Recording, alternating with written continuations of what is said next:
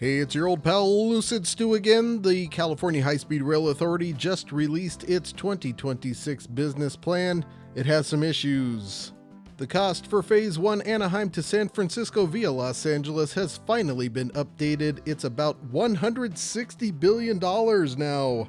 This was originally sold to the people of California at a cost of $33 billion in 2008. It was $128 billion as recently as last year, so surprise!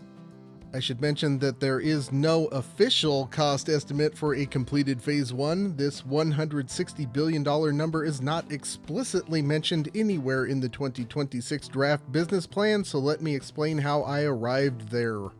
The California High-Speed Rail Authority has introduced a new concept, an interim Phase 1 solution. This would connect the planned Phase 1 stations without all the planned Phase 1 infrastructure. Confused? I don't blame you! They're going to build the high-speed rail infrastructure from Gilroy, California to Palmdale, California. Don't know where Gilroy and Palmdale are? I don't blame you there either! Here's our map of California. Here's Los Angeles and San Francisco, our two big targets. This is where the Phase 1 line is supposed to go. These are the major metropolitan areas along the way, and then this little tail is Anaheim. This is Gilroy. This is Palmdale. Gilroy is a city of 60,000 at the southern end of the Santa Clara Valley, about 30 miles from the nearest large metro, San Jose. Palmdale is a city of 160,000 in the desert, about 40 miles from Los Angeles. These parts are where a lot of people live. That makes high-speed rail infrastructure very expensive and disruptive to build there. This is where the high-speed rail right-of-way is being built currently near BNSF tracks that Amtrak uses in the Central Valley. There are also existing slow-speed passenger rail connections from Gilroy to San Francisco as well as Palmdale to Los Angeles. Along those lines, there are also gaps in existing passenger rail service. The big one is between Bakersfield and Lancaster, just north of Palmdale. This railed transit gap is currently bridged with buses mostly going directly between LA and Bakersfield. There is also no direct rail service between Fresno and San Jose. Currently, you have to go all the way to Stockton to transfer. When you combine all that and you're trying to patch together a service from LA to San Francisco via the Central Valley, it makes sense to fill these gaps with new infrastructure and then use as much of the existing infrastructure as you can. And that's what the authority plans to do on the ends of the interim Phase 1 solution. The plan is to do full build-out high-speed rail infrastructure from Gilroy to Palmdale. Reduced service would be on Caltrain's existing tracks between San Jose and San Francisco. From San Jose to Gilroy, the existing line would be electrified and modified slightly to accommodate additional traffic. Between Palmdale and Los Angeles, the authority now wants to electrify and modify Metrolink's existing Antelope Valley line. This is very slow. It currently takes 2 hours between LA and Palmdale on Metrolink. To speed things up, the authority proposes to build a 13-mile tunnel that is already planned for the full Phase 1 build-out. This would cut off a slow, windy part of the AV line through Santa Clarita. The full Phase 1 build-out has some additional infrastructure between San Jose and San Francisco that would allow far better train frequency. The full build-out between Gilroy and San Jose sets aside 2 dedicated tracks for passenger service in addition to a freight track for Union Pacific. You would also have additional new grade separations and crossing closures that would allow high-speed passenger rail service at up to 110 miles per hour.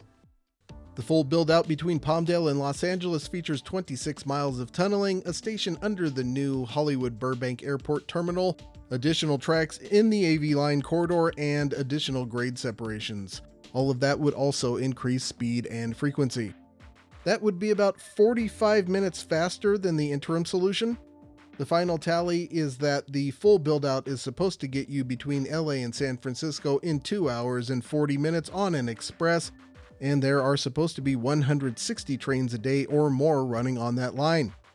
The interim solution would do the same in about 4 hours, and they would only be running 36 trains a day. That solution would keep half the intended tunneling between Palmdale and Los Angeles, and it sounds like the station under Hollywood Burbank Airport stays as well. The cost of the interim solution in this new 2026 draft business plan is $126 billion. That's right, the new cut rate version of Phase 1 is only $2 billion less than the quote for the full build-out from last year. How can this be, you ask? The new team under CEO Ian Chowdhury did a full reevaluation of the Phase 1 plan and concluded that would actually cost $231 billion. How does it go from $128 billion to $231 billion in a year? Post-COVID construction costs are up about 60% around the country, but also the authority has been trying not to update cost estimates since 2023. They're publishing this $126 billion number because it's less than the previous $128 billion, and then, hey, don't look over there at the differences or add up the rest on your own. So you know what we're going to do? We're going to add up the rest on our own. You're looking at an additional $14 billion for Gilroy to San Francisco. This would include any work not done for the interim service. Possibilities include quad gates at the mini at-grade crossings to allow 110 mile per hour service, extra track, additional grade separations, but mainly it's going to be the light maintenance and layover facility in Brisbane and the additional train sets required to increase service. It's worth mentioning the authority has now abdicated their responsibility on the Gilroy to San Jose section and has told the state, here, you build it, and might we suggest a range of how much you spend on it? By the way, the state legislature has not agreed to this. That's an extra $5 billion that should be included in the interim Phase 1 cost. Between Palmdale and Burbank, about half the original intended work would be left after an interim Phase 1 was implemented. At the authority's estimate of $24 billion for the segment, that leaves us with $12 billion. This is quite kind on my part. It will be more because of inflation at a minimum. Then for Burbank, LA, you have another $3 billion for dedicated tracks, new grade separations, and new equipment on this end as well. That does only come to $155 billion, but they're also saying Phase 1 will be done by 2040, and there's no way that's happening, so I'm going to very kindly merely round up. That extra $5 billion represents about 2 years of 2% inflation on the currently unfunded parts of the project. I cannot overstate enough that $160 billion is a low estimate that is very kind to the authority. As far as cost increases go, some will argue it's inflation and projects inflate. Costs go up. Here are a variety of cost estimates that have been thrown our way over the years and their adjustments in inflation for completion in 2040 and the recent explosion in construction costs for all large infrastructure projects. So you can see that inflated estimate goes up pretty quick, but the reported estimate not nearly as much. So what's going on there? COVID is a big factor. It has delayed the project a few years. There was high inflation during that time, and supply chain constraints during and since have driven construction costs way up. That explains most of the 65% increase from 2018 to 2023. You can see that the 2018 estimate inflated. To take that into consideration is about the same as the official 2023 estimate. Prior to 2024, it would have been impossible to predict just how much construction costs would increase. The $15 billion between 2012 and 2018 is mostly from mismanagement by the authority. They started building in the Central Valley in 2015, and the contracts from that work have tripled because they started building before they owned the right-of-way in an attempt to meet time requirements on federal grants from 2009 and 2010. That poor performance has also delayed the project for a number of years, further inflating the overall cost. Some of that is not the authority's fault and relates to the poorly crafted nature of Prop 1A from 2008. From 2023 to 2025, the official estimate didn't go up at all, and now they're like, actually, you know what? That should be $100 billion more, sorry. As mentioned, post-COVID construction costs have exploded by about 60%. They had to have known internally that cost was going way up, but it took them 3 years to come clean on the real cost of the thing. They went out of their way to not update that estimate in 2024 and 2025, including ignoring a suggestion by the Office of Inspector General to do so. You can imagine the uproar in 2024 if they had updated the cost to $200 billion. Anyway, that brings us to the present. The plan is to extend the blended sections down to Gilroy and pretty much to Palmdale, and now the cost is down to $126 billion with 2040 completion. That's nearly 200 blended miles out of about 500 miles total in Phase 1 of our quote-unquote state-of-the-art high-speed rail system. Not exactly what we were sold. We also have a real estimate lurking for the full build-out. We've settled on $160 billion for that. It will likely be more. The real reason for the difference between the $231 billion and $160 billion numbers is that the authority adjusted the building parameters and tolerances to better exploit modern train technology. This results in shorter tunnels, less earthwork, lower bridges, all of which cut costs. That's a smart move. They should have done it 15 years ago and saved us all a lot of headache and expense in the Central Valley. The current 119 miles as built is overbuilt. By the way, the 2014 business plan had an initial operating segment from Merced to Burbank, costing $31 billion and opening by 2022. I'm not sure how realistic that was, but now we're paying about that much for the vastly easier half of that distance to be open in 2033, supposedly. If we go back to this, you can see they're not making up $231 billion just to make it seem like they're saving money. The cost of the originally intended system has increased that much and was badly underestimated in 2008, even when considering unforeseen circumstances. Phase 1 Anaheim to San Francisco will not be done by 2040, so it's going to cost even more than $126 billion. I can say that because there is no identified funding beyond Merced and Bakersfield. They're $90 billion short even on this interim solution, and they'd need that money right now to have any hope of pulling it off in 14 years. So those $126 and $160 billion amounts will just keep growing and growing. Speaking of Merced Bakersfield, we have problems there as well. Construction on the first 119 miles is running behind the current schedule. I'd estimate by about 6 months. When I say that, keep in mind that construction package 1 is actually behind schedule by 8 years. Track laying and overhead contact systems are also behind schedule. Start on that has been pushed back from the second quarter of this year to the end of the year, and delays mean cost increases. They're talking about moving the Merced station from downtown to 3 miles away outside of the city limits. That's to save $1 billion. The Merced City Council seems amenable to this for some reason, so it's possible that won't end up in court for years like other aspects of the project have. Shafter, where the authority might attempt to renege on an 8-year-old agreement to elevate both California high-speed rail and freight passenger tracks through the city, could be a different story. Lengthy litigation anywhere on the iOS is likely a non-starter for the budget and completion before 2034. The authority needs to save $1 billion in Merced because it's going to be close on the cost of the initial operating segment from Merced to Bakersfield compared to the $39.3 billion of funding they have identified. They just lost $4 billion to the Trump administration. That was a comfortable buffer. They're not getting that money back either. Language in Congress's last funding bill excludes California from getting $1 billion of that back, and most of the rest will be redistributed to other projects by the National Railroad Partnership Program sometime later this year. The new iOS cost estimate is $34.7 billion. That leaves them a $4.6 billion buffer. However, they just dropped the estimate for the Bakersfield extension by $2.3 billion with no explanation. It seems sketchy. Rumors are floating around that they might try moving the Bakersfield station as well. Hopefully we'll get an explanation about that in the final 2026 business plan or from the Inspector General's review. That's half the buffer.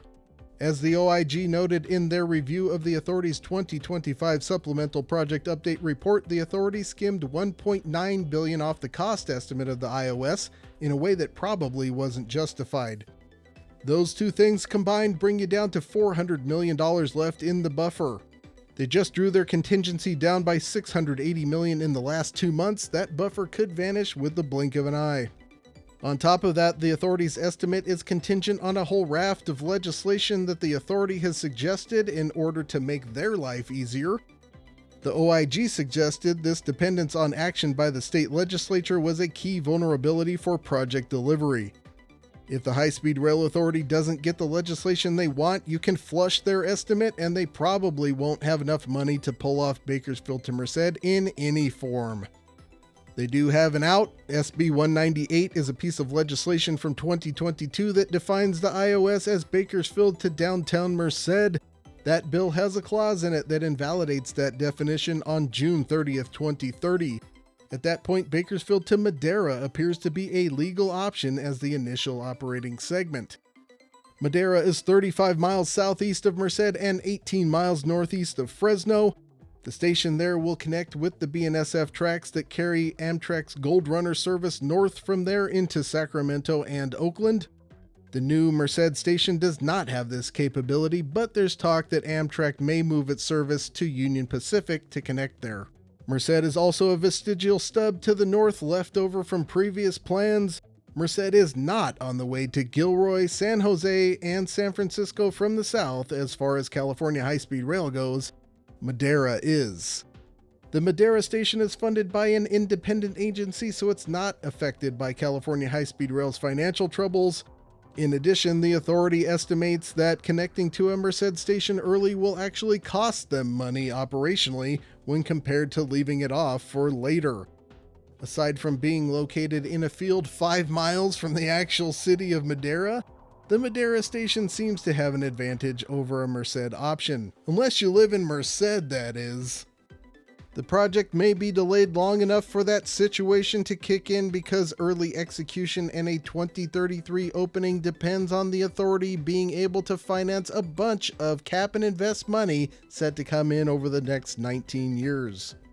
Cap and invest is essentially a state carbon tax. California high-speed rail gets 1/4 of what the state takes in from that.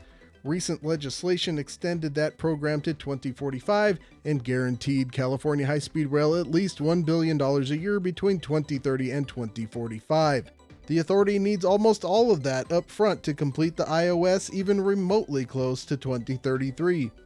The financing is possible, but the Legislative Analyst's Office just testified before a legislative committee about this and stated that due to the ins and outs of California law, this would be a difficult proposition at best.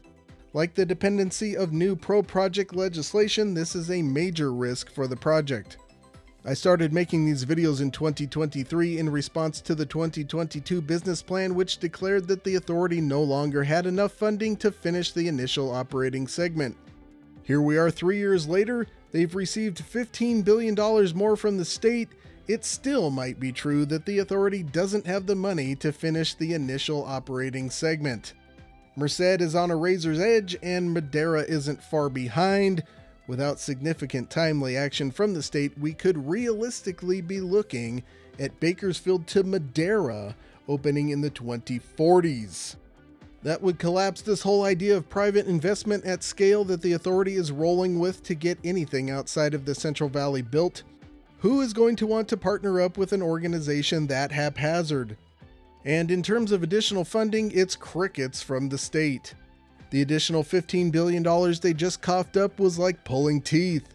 The authority does have their hopes up still for a switch in federal control. However, even when that paid off last time, it was to the tune of $5 billion. They need 20 times that. Demographic changes to the country and recent gerrymandering efforts are also going to make it more difficult for train-friendly Democrats to gain control of the federal government in the 2030s. We could be talking some major delays and things being stuck in the Central Valley for a while. That is not a good situation for California because the Central Valley IOS is a bad investment. It will lose money operationally, about $100 million a year. That's not technically legal. Prop 1A states that the project can't lose money operationally. However, I imagine creative lawyers and politicians will find a way around that. Perhaps by having another agency take over operations and the loss. That doesn't follow the spirit of the law, but it might follow the letter. The authority identifies the iOS segment as underwater in benefit cost analysis with a benefit cost ratio of 0.6. That means for every dollar expended on the project, society only gets 60 cents back. In plainer terms, it's a stupid thing to do. The only way to avoid this is to get the thing out of the Central Valley and hooked up to San Francisco. If we don't do at least that much, it's money very badly spent that could have gone to far greater use. The authority is listing the BCR of Bakersfield to San Francisco as 1.3. It's not a great return, but it's better than lighting money on fire like with iOS. This does depend on ridership being between 11 and 14 million trips a year. I don't think that's very realistic. There are only about half a dozen nonstop flights between the two areas right now. 11 million trips a year is 15,000 round trips a day. Amtrak on the Northeast Corridor manages 15 million trips a year between metros with extensive mass transit totaling 40 million people. San Francisco, San Jose, Fresno, and Bakersfield combined is only about 9 million people. Fresno and Bakersfield don't have any mass transit outside of bus service.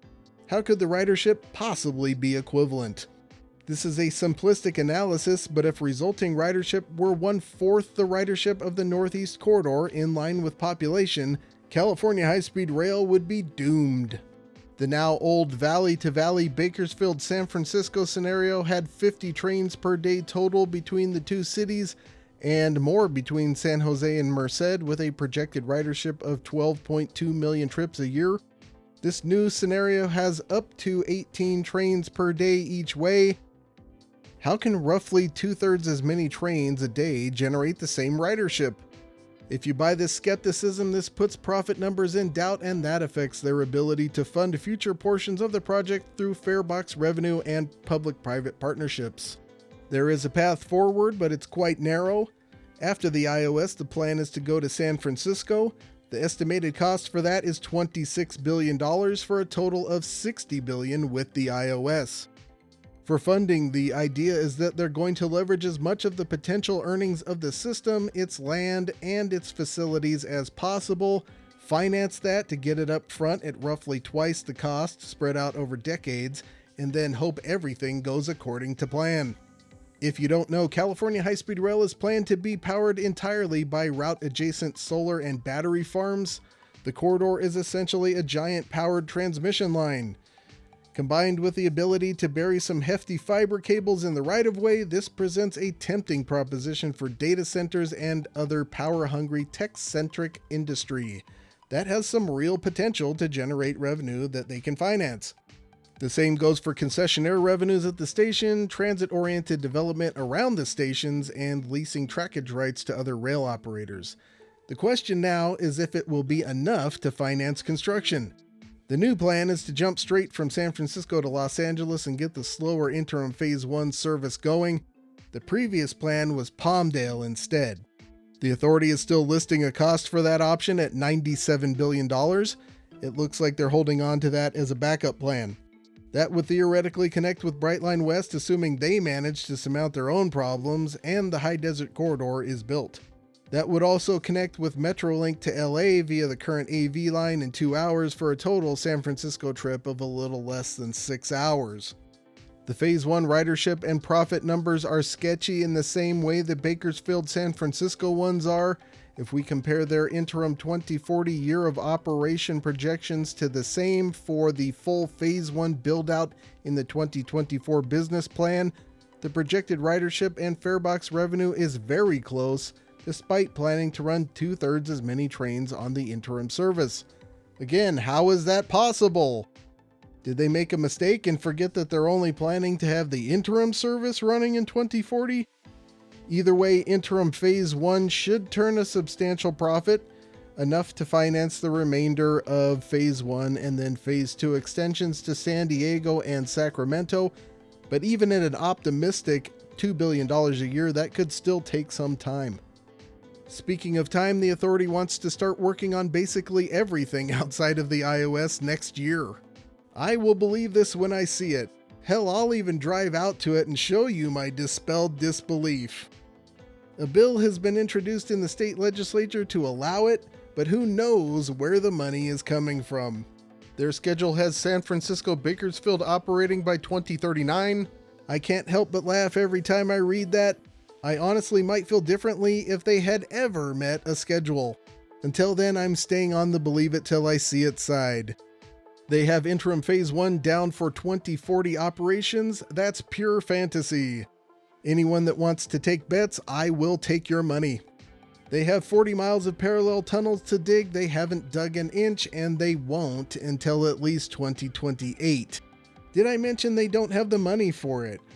I see the schedule. I don't see any explanation for how it will happen. Let's talk about things that are a little more realistic. For Merced to Bakersfield, they want to start running trains in 2033. That is contingent on a civil construction schedule of the first 119 miles being done by the end of this year. It doesn't look like that will happen. Given their history of delays and potential accumulation of further delays, 2033 might be hopeful. This, of course, depends on so many dominoes falling their way in the meantime. I guess my advice is to not hold your breath. They can probably do it by 2045, no matter what. In summary, Phase 1 is now going to cost $160 billion or more. There is now an interim Phase 1 solution that will cost $126 billion and be about 50% slower, or roughly 4 hours between LA and San Francisco. The new $15 billion of cap and invest funding didn't accomplish much. Cross your fingers on Merced to Bakersfield and don't be surprised if it doesn't open in 2033. If the Central Valley IOS is completed, the project can't stop there. Like I've concluded in everything I put out on the subject, there needs to be adequate, dedicated funding, and it needs to be built as soon as possible.